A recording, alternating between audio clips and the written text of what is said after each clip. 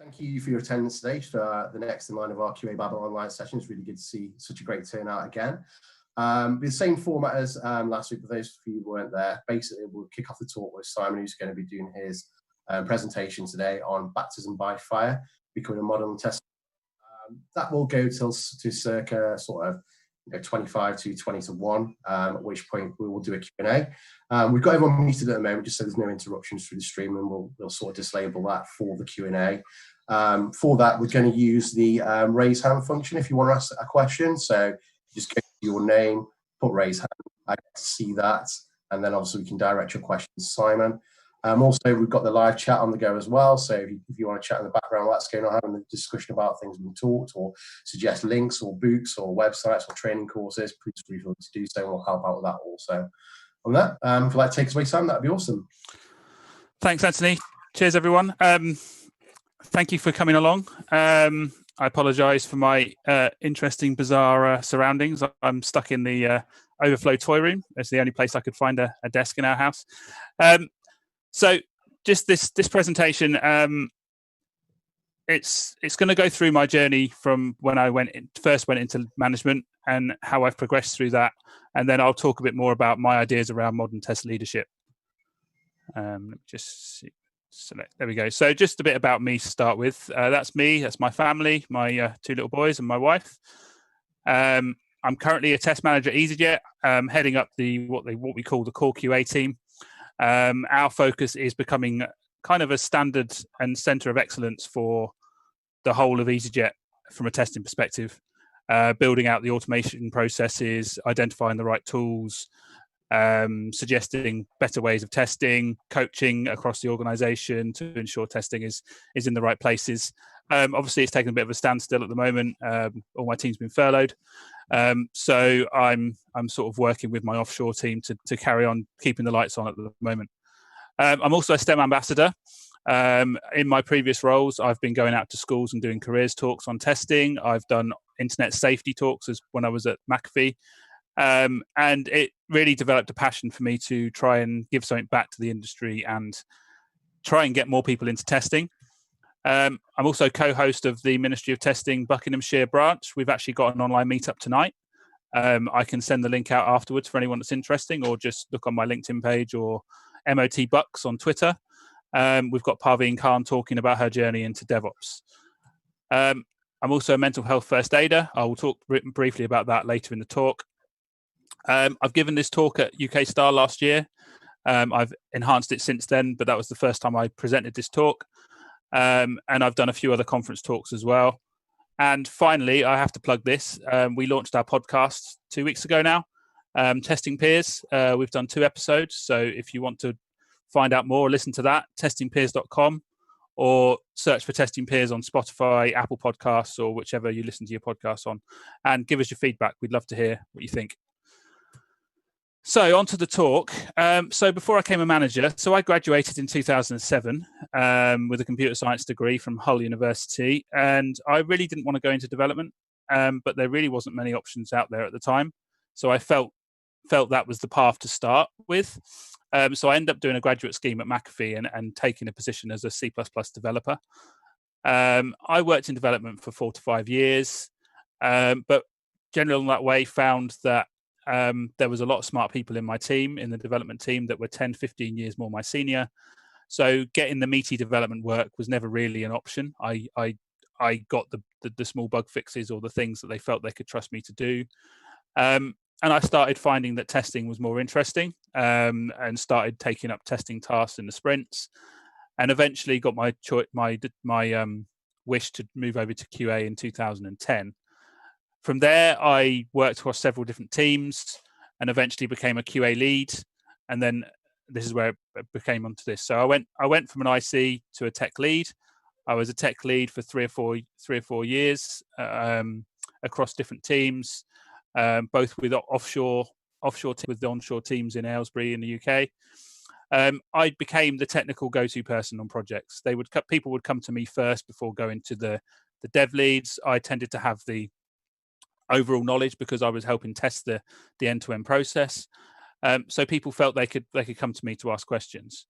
I was obviously, as a lead, I was coordinating the testing efforts. I was helping write the test plans. I was leading the estimate activities, trying to get the team more collaborative, trying to bring in ideas around testability and other things like that to try and improve our testing process. And I was involved in writing tests, running tests, reporting, everything that a test lead would be expected to do, along with mentoring, coaching, building up the team. I was at that, even a few years ago, I was still very passionate at bringing new ideas into the team, helping them improve their skill sets and going forward. And for a long time, I had a manager in the US, so I was the local lead for the team in Aylesbury in the UK. And then literally, I got a call one day. I'd already expressed that I thought I was more of a people person than a hands-on technical person long term. So I wanted to go into management. I'd made that quite clear. And I got a phone call on a Friday saying, "You're going to become a manager, and we need you to take on the team from Monday." And literally, it went from being a lead, actively involved in the testing on the Friday, to managing not only the team I had currently working with me, but another team on a different project that needed building from scratch in Cork in Ireland, on a completely different project that I had no knowledge of. So I literally went from having a technical hands-on role where my pure focus was on the testing activities of that one project, to having to be non-technical, having to oversee two different teams on two different projects. So, as I said, I had two teams in different countries, one in the UK, one in Aylesbury, UK, one in Cork in Ireland, working on completely different projects, not any overlap between the two teams at all. One was around the anti-malware daily releases that were going out to customers. The other team was about our web reputation and URL reputation stats and data that we were plugging into a database so that people could browse websites and know whether they were safe or not. So completely different areas. Somehow, because of an org restructure, they've been put under the same organization. And they needed me to oversee the testing of both areas. The team I had in Aylesbury were relatively mature, a lot of very senior people, a lot of very people that were set in their ways, didn't like changing the way of working, compared to a team in Cork in Ireland that I had to build from scratch. I had to identify the right talent to bring in and nurture and grow that team. So I was, from day one, pulled in very different directions over how to move forward. So they needed different types of support. As I say, the team in Aylesbury, they needed guidance, they needed help improving the process, whereas the team in Cork had, I interviewed 50 or 60 different candidates. There was 3 junior positions and one slightly more senior position that I had to fill. I did lots of telephone interviews, lots of video calls, went out to Cork to actually do the face-to-face interviews with people as well. So I had a lot to do to build that team up, as well as keeping the old team going. On top of that, I had to learn a brand new domain, an area that I'd not worked in before. And once the new team was on board, I had to teach them everything about testing. So I had to, as I say, change the mindset of the ex-peers and prove myself with them that I could be a manager. There was a lot of, I'd obviously worked as a peer with that team and, working side by side with them. And suddenly I was expected to be the manager.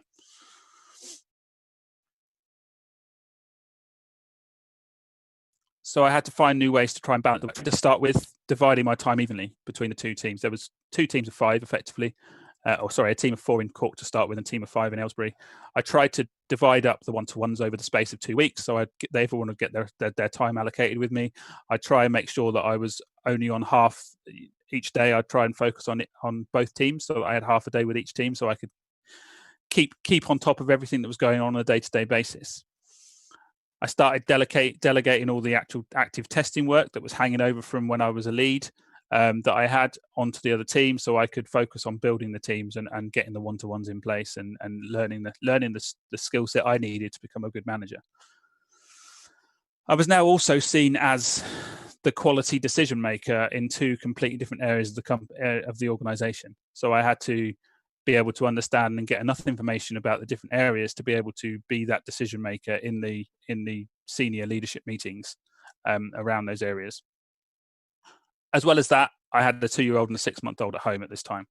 So my responsibilities were changing both in the workplace and at home as well. I had to get used to the fact that I was no longer going to be able to do hands-on active testing. But this kind of goes in line with my thought process around testing anyway. Testing is more than just the execution of the tests. Testing is a mindset that needs to be started as soon as a project is conceptualized. You need to get people into that way of thinking. And that was something that I started to embed in my teams, that, you might not be executing tests, but you're still testing. So I had to make sure I was delegating more of that work. I was getting more involved in the high-level planning and leading the process improvements, trying to get new tools in place, looking at our CI pipeline, and spending majority of my time doing coaching and supporting the teams to get them up to speed.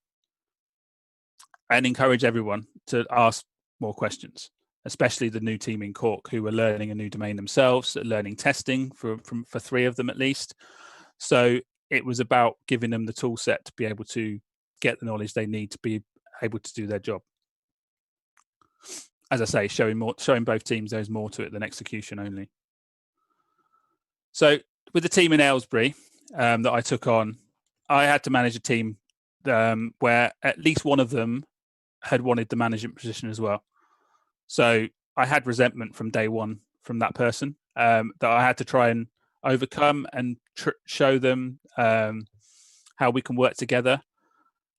I had 2 that suddenly treated me very formally. Now that I was the manager, they'd stand up when I walked to their desk, which threw me, because the week before I'd worked side by side with them. We'd have a laugh. We'd get through the work together. There was a real sort of united front attitude, but suddenly I was treated more standoffish, and I had to get used to that and try and build that bridge up again and show them in my new role that I was still the same person and capable of doing the role I needed to do. I did struggle to shift from colleague to manager. There was a couple of instances where I'd go and try and sit with the team at lunchtime and have lunch, and they'd look at me as if I had 3 heads. Why was I sitting with them? Why was I not going to sit with my new manager friends? And I hadn't quite got that feeling that it was that different. I thought I was still part of the team.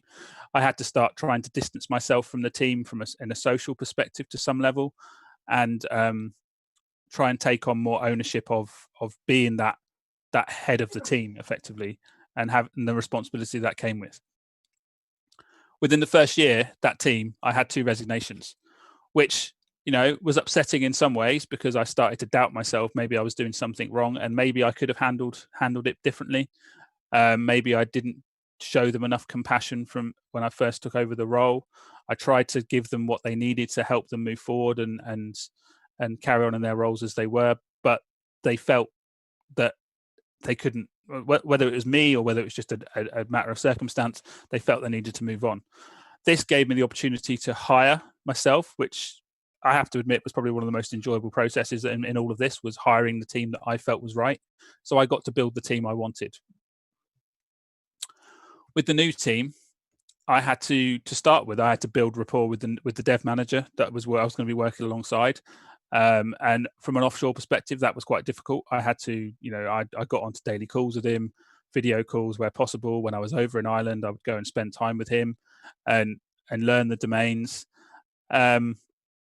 I interviewed probably a lot more. That I'd probably physically video called or face-to-face interviewed about 20. I definitely phone interviewed a lot more than that to fill the 4 positions I had. There was 3 very junior, like university entrant level positions, and 1 slightly more senior.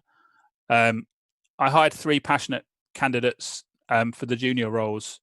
Only 2 of them had never touched testing before, and I had to convince them that testing was an option. And I sold it to them on my passion for testing and how I could make them into successful testers. The 3rd one had done a year of testing, and she came in and she hit the ground running. And then I hired a slightly more senior one as well, who again had the knowledge before, had worked at the company before in a different team, and was able to move over to Ireland to take on that position. I was traveling to Ireland every month. I'd have daily video calls with the team as well to make sure they were all up to speed and anything I could do to help them. The most fun thing with this was I got to shape that team. Any knowledge of QA they had came from what I was able to teach them. So I knew how important it was to get it right and get it right from the start. and not get them into a mindset where testing was this secondary activity that's lesser than the development. I had to make sure that they believed in testing, they were passionate about what they were doing, and they were doing the right thing to deliver high quality software. And I think I did a successful job of building the strong foundations there. One of the things we managed in the two teams that I did struggle with was the meeting schedule. I would be in meetings from 8:30 till 5:30 every day without fail. I'd also have the occasional early morning meeting to discuss things with the team in India. I'd have late night meetings, being a global company, headquarters in the US. There'd be meetings 7, 8, 9, 10 o'clock at night sometimes as well. So my days were literally full of meetings, whether it be project meetings, one-to-ones, team discussions, mentoring sessions. There was also a lot of meetings that I'd be invited to just because I was a manager. There'd be a site managers meeting where every person with a manager's title in their manager in their title would get invited to a site meeting to discuss facilities or site issues. There'd be other things that would just fill up the calendar. The one thing I tried to make sure was that the one-to-ones were not the meetings that got pushed out. I tried to make sure that everyone had their allocated one-to-one time, and would only cancel it if there was a genuine way I could not move it, or not move the other meeting, or find another way to have that discussion with them. So this all meant that when I wasn't in meetings, I'd have to do my work in the evenings. So very soon, 3-4 months into management, I realized that I needed to find a way to change my meeting schedule, because I was getting no time during the day to do any work, to do any documents, to do any performance reviews, anything that I needed to do that come as part of my workload. I was having to leave till the evenings because I was in meetings all day long. And that was obviously difficult, because having a young family at home, especially with a baby that wasn't into a regular sleep routine at that point, I was sort of taking childcare in the evening sometimes so my wife could get some sleep. So I had to juggle having a baby and also trying to be on work, doing work as well, which made it difficult.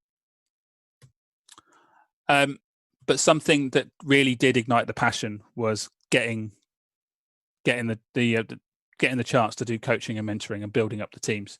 So learning the skills to do successful coaching and mentoring was something I really enjoyed doing. I went on a very good leadership course for 2 to 3 days by an organisation called Aspire in London, and that gave me the passion to really want to take on the coaching, mentoring, and help build the teams up. I've always been, since learning about it, I've been very passionate about building a culture of quality. And this is something that I definitely tried to push forward by inspiring the team, showing them all the new techniques or the new ways of working that would help improve quality earlier on, shifting left, raising the awareness of testing across the organization, building an internal community, building an external community, trying to get everything in place so that testing had its place at the table and everyone felt they were part of something big. And that definitely made a difference to the way the team was perceived within the organization, because testing was given that place where it was treated as an equal to the development, to the product management, everything else. It was seen as part of the puzzle rather than being this lesser part. I did definitely found that transition to supporting people more enjoyable than I thought I would. I loved being technical. I loved finding those defects that no one else was prepared to look down deep to find. But actually, I also found that helping other people learn those skills to dive deep and find issues was actually just as enjoyable. And I do remember a couple of times, especially with the team in Ireland, where I'd give them a session on how to identify test scenarios and how to look for defects in particular instances of functionality, and see their eyes light up when they realized they might be onto something and they found a defect because of something I taught them. And that is definitely much more rewarding than finding the defects yourself. There was a tough element to it as well that I did struggle with, especially with the ones that I'd worked side by side with beforehand, was having to talk difficult conversations. Stressful conversations definitely took a toll. The nights before you had to do, you wouldn't be able to sleep. And there was one particular where I was starting to get a couple of bits of feedback from the dev team that one of the members of the team was distracting in meetings, was not really paying attention, was not not working in the way that we wanted them to work. They were becoming quite difficult to work with. So I had to get out to Ireland literally the next day to go and talk to them. And that day in itself, I was scheduled to be on the 9 o'clock flight out of Heathrow to Cork. That got delayed till 2 o'clock. So by the time I got to Cork, it was 4:30, 4:45. I managed to persuade this person to stay at the office, go and talk to them for an hour, and then get back on the plane to fly home. And I got home at 10 o'clock in the evening. So for an hour's meeting where I took evidence, I wrote down everything that I'd heard. I tried to put it into a constructive way of talking. I didn't go over to tell him how terrible he was. I went over to tell him, okay, these are the areas that I think we need to improve on. Let's try and put a plan in place to get you to where you need to be successful. And yes, it was difficult, but it was also rewarding because he understood where we were coming from, and we got something in place to make him successful. And he's still in that position now as a successful member of the testing team. I also had some issues within fighting within the local team. There was a couple of members of the team that didn't get on, and I didn't know the history that they didn't get on before they were brought into the team together. And that caused a infighting within the team, which was not necessarily embarrassing, but it wasn't good for us to be seen as the team that had arguments going on across the office. So I had to pull them into a room, talk to them, try and get them to understand what the problems were being caused, and solve that as well. I was also having to constantly push away additional requests for work because I wanted to ensure my team were able to do the job they needed to do successfully and not take on extra work if we didn't have the resources to do it. I did learn very quickly that nipping things in the bud was the most important thing to do in those scenarios before it escalated out of control. Now, because of my tendency to always want to have multiple plates spinning, I got to a point where I had too many things going on at once. My work emails had become my social media. So I would literally, when I woke up in the middle of the night, rather than checking Facebook or Twitter, I'd be checking my work emails and responding to emails. And, no one ever emailed me back saying, why are you responding at 2 o'clock in the morning? They almost expect, because I started doing it, they expected me to continue doing it. I got complaints that I wasn't spending enough time on my local team. So I was, flying out to Cork once a month. It was taking time to build that team up. And I wasn't able to quite get the balance right. I was running a local testing meetup. The Ministry of Testing Buckinghamshire branch has been run for the last 5 or 6 years in Aylesbury. I was running that on a monthly basis, and that was taking up time organising sponsors and speakers, and especially evening time doing that part of the work. I was also the lead volunteer on our online internet safety project at McAfee. So I was going out to schools regularly, getting other volunteers from within McAfee to go with me and present to school kids about the dangers of the internet. So that was taking up time, and although it was something McAfee encouraged, it was taking me away from my day-to-day work as well. I was obsessed, and I still am obsessed with learning new things about testing and listening to podcasts. I mean, my list of podcasts in my playlist that I need to get through is probably 20 or 30 long at the moment. I'm trying to get through them, but obviously more podcasts come out, they get added to the bottom, and it continues. And I'll never get on top of it, but that's just one of my obsessions with learning and trying to find out new things and improving my knowledge effectively. And at home, I was still a dad and a husband too. It came to a point in March 2018 where I collapsed at home at the breakfast table in front of the kids, headbutted the table on the way down. So there was blood everywhere. My wife called 999, had to remove my tongue from the back of my throat. I was taken into A&E. I spent the day in A&E. They couldn't find anything particularly wrong, and it all came down to it being stress related. So all that because I was doing too much. As I said, I was working all hours. I was constantly feeling the pressure of being everything for everyone, whether it be work related, the two teams, at home, trying to be the best husband and dad I could be. There was phrases being thrown around like, even when you're here, you're never present, so I was constantly not in the room, even though I was physically in the room. And as I say, I collapsed and spent the day in hospital.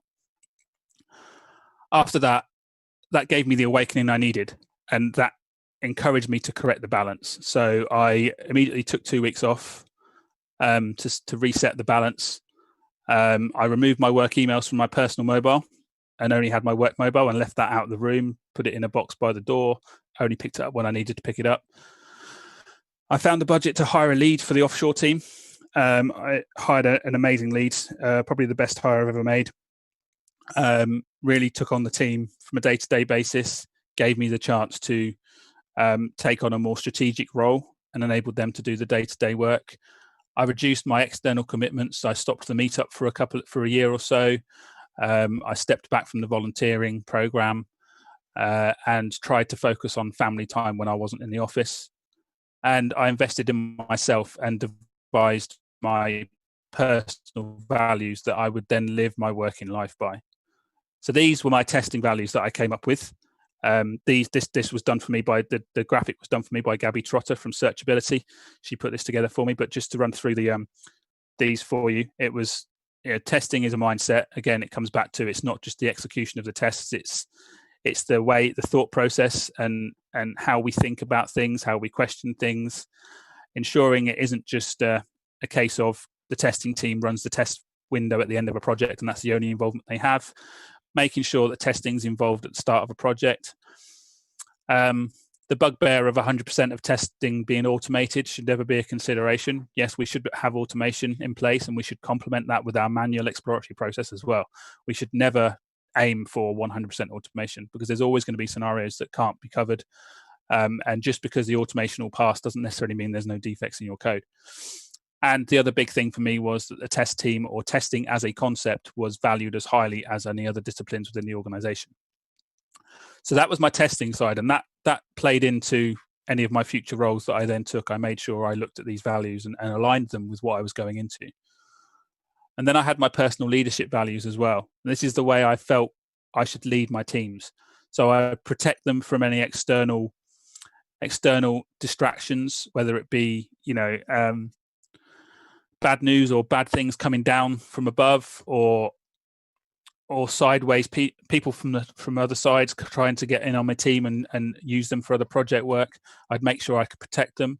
I would nurture them by giving them the skill set they need and putting a metaphorical arm around them if they needed it to encourage them. I would empower them by giving them a voice and allowing them to be the ones that stepped forward and had an answer or stated something in meetings because they believe that we shouldn't go live because of X, Y, and Z. And I backed them so that they felt that they could go step forward. And also I evangelize for them. I shout from the rooftops on successes. I talk about how great my teams are. I give them the confidence that somebody cares about them and someone has their back. And that really helped build this culture within my group that we bonded together. We had a team that worked closely together. So I used my values. Eventually, I left McAfee and I moved roles to try and find a better fit. And I used my values to align to that. I spent a year in a very waterfall environment where testing was only seen as an end activity. But in that year, I transformed as best I could. I transformed the team to take on more shift left practices. I was able to raise the awareness of quality within the organization. I spoke at all hands meetings. I used the TestSphere cards deck to, which I have here, just in case anyone hasn't seen. TestSphere, £20 on the Ministry of Testing site. TestSphere card deck to talk about testing with other teams to get them aware of what we do and really get a feeling of, wow, testers know more than just executing tests. They can do so much more. I also got us to shift left and have a testability process in place on the requirements gathering at the start. Yes, the team was never going to be agile because of the way they were set up, the regulations around the work they did, the third-party development companies they used, and testing was only done as an end activity after that arrived. But I was able to change the process and the thought process within the business of where testing fit and how we could be used. And we used to start to get in conversations where we'd be involved at the start and help define requirements rather than only being there to review them, or be involved in scenarios where we'd never been involved before, such as infrastructure and everything else being set up correctly. So I was able to help transform that. I rewrote the test strategy. I rewrote the test policy. I put different metrics and measures in place to help the team move forward. And I became without not the face of QA, but I became the go-to guy for testing. People would come and talk to me rather than my boss about testing. And that helped the team all feel like they were being included. I was also able to mentor and coach the team to move them forward. But after a year, I felt like I'd done what I could do, and I didn't feel like I necessarily fit in the organization. I felt like I needed to move somewhere where I felt more part of a team, and that led me to move to EasyJet, which is where I am now. So I'm conscious of time.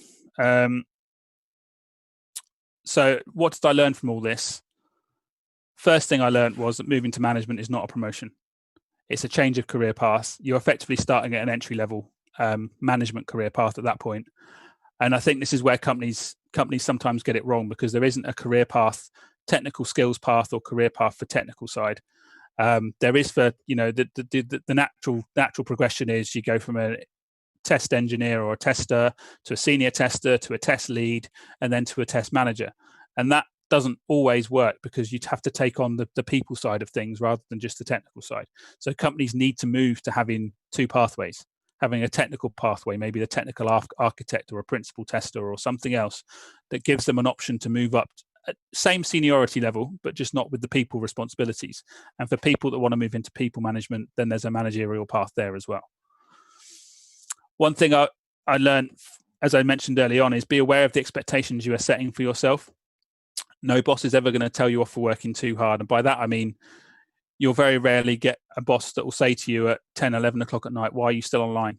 There may be some out there, and I'd like to think that I would step in if I saw my team online at that time, and tell them not to. But if you continue to do that work at that time, people will expect you to be working at that time, and suddenly you'll set yourself with unrealistic goals to achieve, because people will expect you to still be working at 10 o'clock at night and finishing something for them on a regular basis. The occasional late night working because there's a deadline to meet is fine, but don't let it become your norm.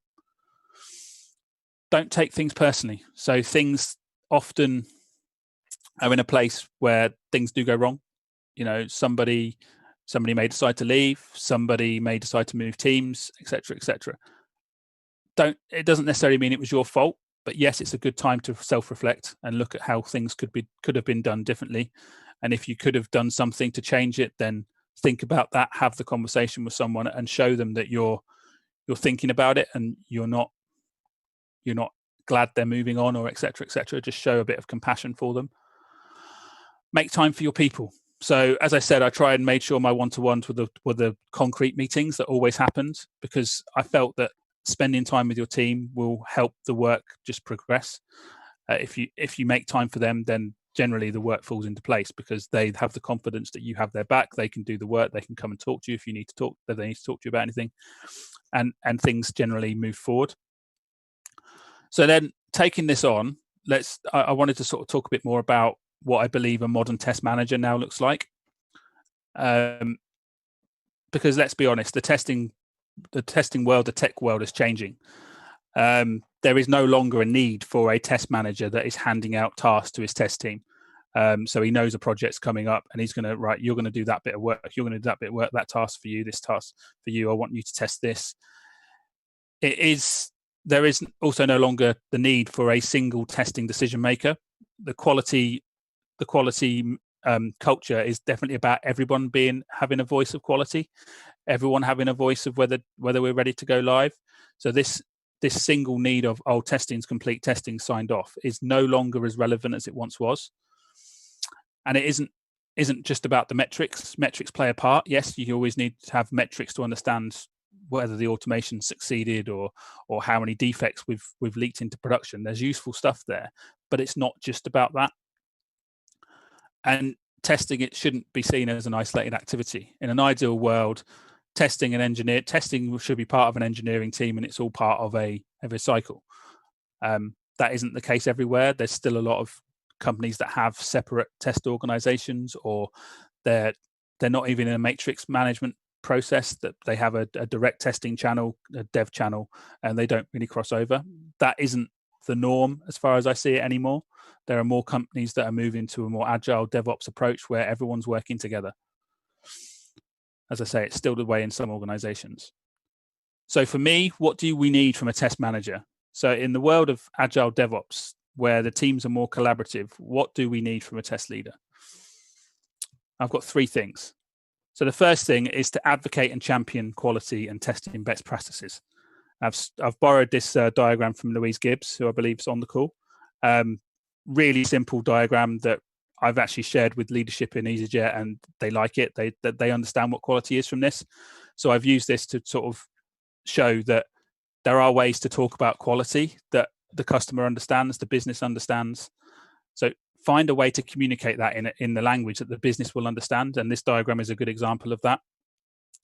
Get testing or quality at the table for discussions earlier on. Again, I talk about shifting left and getting testing at the table with testability for requirements. That gets the quality voice from the very beginning. And it's really important to show the value of good quality. Talk about, especially in your industry, I mean, the airline industry, there's a few examples in the past with baggage systems and aircraft software that's failed. Show the value of good quality by talking about some of the failures of the past and how we can ensure that doesn't happen in our current environment, and get quality in the minds of the business from an early point, so they understand the need for it, so that we don't get bad customer feedback and bad reputation because of the quality of our software. The next thing is to build effective and passionate teams. So nurture and grow your teams, treat them all as individuals. So the thing here is make sure that you don't treat two people in the same way. There may be some people in your team that like the direct and blunt instructions. There's others that might need it fluffing up and a different way of communicating. Don't set yourself out to have just one style for everybody. Make sure that you use different styles for different people. The same with one-to-ones. Maybe some one-to-ones need to be more structured with some people. Others can be more informal because they work in a different way and their passions come out in a different way. So you have to find the best way to make them as effective as possible. Help them buy into your values. If you can get your team learning your values, then it really helps you to move forward as an organization. And help give them a voice. As I mentioned before, empowering them and evangelizing for them gives them the confidence that they can step forward and say they're not happy with something, or they can step forward and say they are happy with something. And it gives them all individual voices rather than you being the solitary voice for the team. And as I say, be their biggest evangelist. Be the one that shouts from the rooftops for the work they're doing. Show them that you're their biggest supporter, and it will change the dynamic of the team you're working with. And the final thing really for a test leader is the servant leadership side. So how can I help is a phrase that I tend to use in all my one-to-ones. What is it I can do for you at this point? Is there anything you need from me? How can I support you? All these kind of phrases helps them to learn that you're there for them. Coach and facilitate them. Help them be the best they can to move forward, and try not to impart too much of the way that you would do it on them. Give them the tools to learn how to test effectively.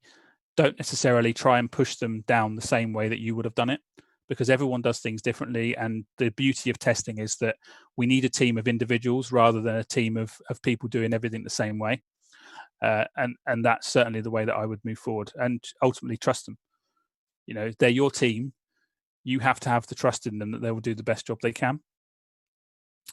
So just before we finish, a few books and podcasts that I've been inspired by for this. I don't know why they've not quite worked the way I should have done, but from a book perspective, there's 3 books that have really helped me. The Manager's Path, which is by Camille Fournier, is literally chapter by chapter takes you through going from an individual contributor who does a bit of coaching and mentoring to a tech lead, to a manager, to a director, to a VP. So it has chapters on each area of it talks from an engineering perspective, software engineering perspective, but we can apply a lot of that to testing or engineering management across dev and test as well. Managing the Test People looks at it in a bit more of a test manager perspective, but again, some really good concepts in that book. And Leading Quality as well, which is a recent book from Ron Cummings and OA's peer, talks about how to get your quality narrative correct within the business, get quality at the table, get people thinking about quality, building out your testing, getting automation in the right places. It just helps you understand the full picture of where testing and quality is needed. And then as I'm an avid podcast listener, there's 4 that I would call out other than my own, of course. Simple Leadership, Christian McCarrick, he's a VP of engineering in the States, and he has VPs and CTOs and other engineering managers on there talking about management, talking about leadership, talking about different concepts within the hiring process or how to build effective engineering teams. Some really useful concepts there. Testing in the Pub with Dan Ashby and Stephen Janaway. Some really good episodes there on leadership as well as on testing concepts. Testing 1-to-1 with Rob Lambert and Joel Montevalisky. I'm probably brutal. I've probably destroyed his name there, but I apologize for that. But they talk about lots of testing concepts. And then the Quality Coaching Roadshow with Anne-Marie Charrett and Margaret Deneen. There's some really good talks there as well on how to build quality cultures, how to coach quality in different organizations. And that's me. I've done lots of talking. I apologize for probably going over slightly. I've got my blog, I've got a personal blog, and then I've got the podcast link there as well. If any of you want to read some of the stuff we've written and the podcast that we've done. But thank you for letting me talk, and I'm happy to answer a few questions. Thank you very much. That was a great talk. So a couple of the questions have been queuing up. So I'll try and get through as many as possible. If some of you guys have got to shoot off, no worries at all. So if you want to use either the raise hand function, just play the participants on the right side, or chat in the chat box. So first question was from John Feasy. If I just try and find it. How do you build a learning culture? That's an interesting one. I mean, the way I've tried to build it is make learning a fun thing to do. Don't make it a prescribed thing. Give them the opportunity to share stuff with them on a regular basis. I've always been one for sharing webinars, sharing conference talks, sharing blogs, sharing articles that are of interest to me that I think might be of interest to them around testing, quality, leadership, etc., and encourage them. Not everyone's going to take it up straight away, and there might be one article every so often that piques someone's interest. Giving them the opportunity, giving them the time so they don't have to learn it in their own time as well. So maybe a lot of companies have adopted this Google time, or half a day a month, where they can do their own projects. That does help lead the culture of learning, if it's not too prescribed and mandated that you have to do it on a certain day or whatever time. So try and be flexible and give plenty of opportunities to learn stuff, share things, make books available. So I always take all my books into the office so that they're there on my desk or around my desk, so people feel they can just pick them up and read them, because people learn in different ways as well. Some people are like picking up a book. Some people want to watch an online course. Some people will want to come and sit with you and ask you about exploratory testing, and you can talk to them about your experiences and try and help move it forward. So there's different ways for different people, but it's about putting the options on the table and enabling people to choose the way that works for them. Cool. Beth says that she'd love to hear more about the Testing Peers podcast. What's her feedback been like, and what will some of the future episodes be about? So feedback so far has been pretty good. We've only had the 2 episodes. First episode, we just introduced ourselves and talked about our journeys to where we are and talked about our favorite bugs. The second episode, we focused on one-to-ones and how to make them effective. Episode 3, we've already recorded, and that's all about empowering teams. And episode 4 we've already recorded as well, which is all about cognitive bias in testing and making sure we try and look at that. So there's the first few topics. We're open to feedback, open to topic suggestions. If you want to add topics to our ongoing Trello board, then either email us at contact@testingpeers.com or @testingpeers on Twitter, and we can respond and add stuff to our Trello board of topics. But yeah, we intend it to be about leadership and also testing, but almost testing from a leadership perspective, if that makes sense. So we're not necessarily talking about how teams should do something, but more about our experience as a leader and helping our team to do those things. But we'll see how it goes. There's 4 of us on it every time we record. It just we're trying to make it as lighthearted and easy to listen to as possible, but still being valuable. So like I say, we've only had 2 episodes. We've only had about 150 downloads, I think, as well so far. But the feedback so far from people that we know who've listened has been positive. So yeah, by all means, reach out if you have any more questions about it. Robert says, how much does organizational culture affect how you manage? McAfee, for instance, sounds way more formal than any that he's worked in, and he was a civil servant for 30 years. How open were they to change, or was that part of the problem? So as with all big corporates, change is slow, and change is sometimes targeted at the wrong levels. So the bottom level, it makes it sound terrible. For the team level, the teams might adopt agile, for instance, but individual teams and individual pockets of an organization adopting agile doesn't help the whole business move to the right agile model. So change was in pockets. Different teams were further ahead than others. There's certainly a lot of forward-thinking areas. DevOps, a lot of the process was in place before the term DevOps was coined in some respects, or at least become widely used.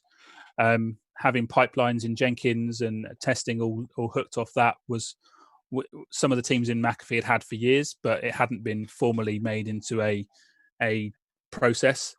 I think sometimes there's a misconception that whole companies are forward thinking, but it really was, there was different pockets at different places.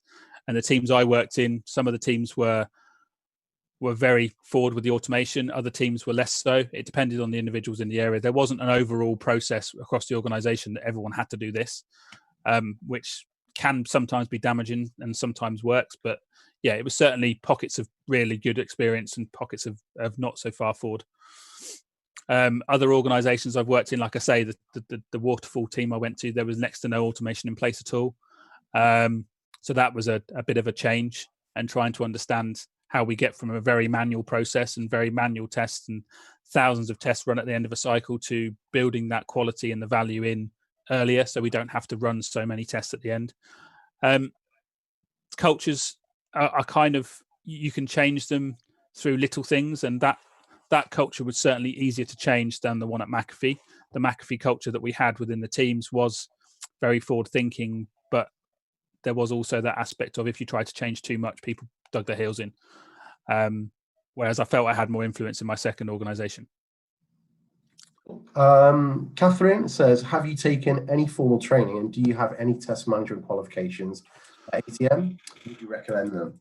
I did the ISTQB Advanced Test Manager, and I actually found it more useful than I thought.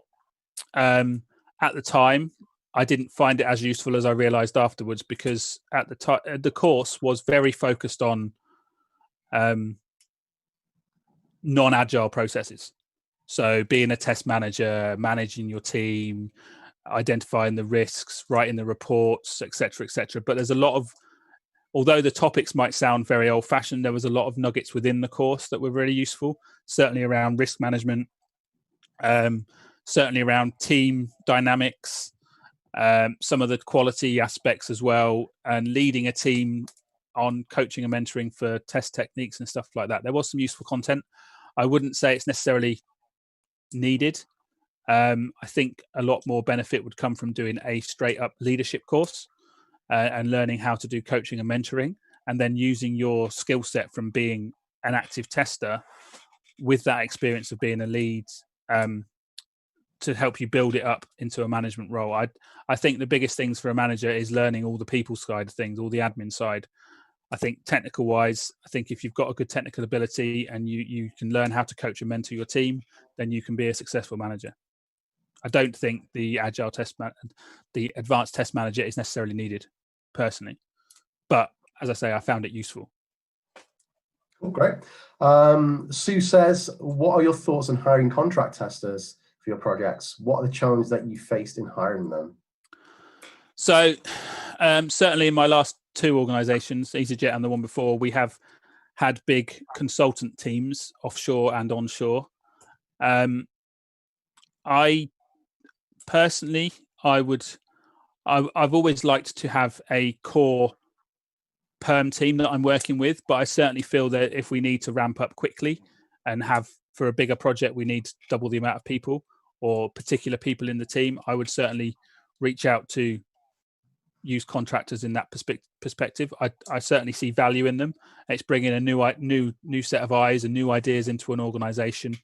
But there's always that need for them to hit the ground running. Whereas I also like the opportunity to nurture and build my team from scratch and build that team up. and I see a place for contractors to help me build the team up. But I certainly like to have my own perm team that I'm effectively managing, looking after, if that makes sense.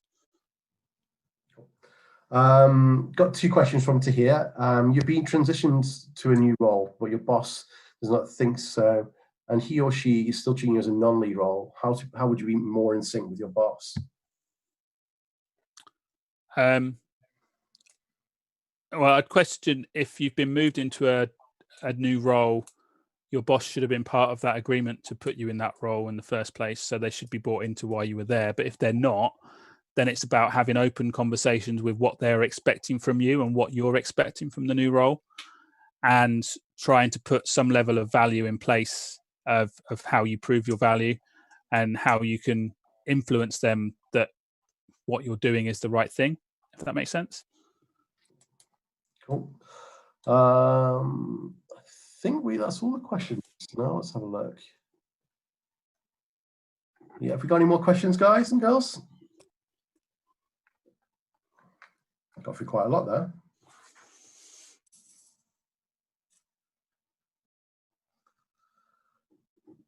Cool. That's everything. Okay, right then. Thank you so much, Sam. It was a great chat. No worries.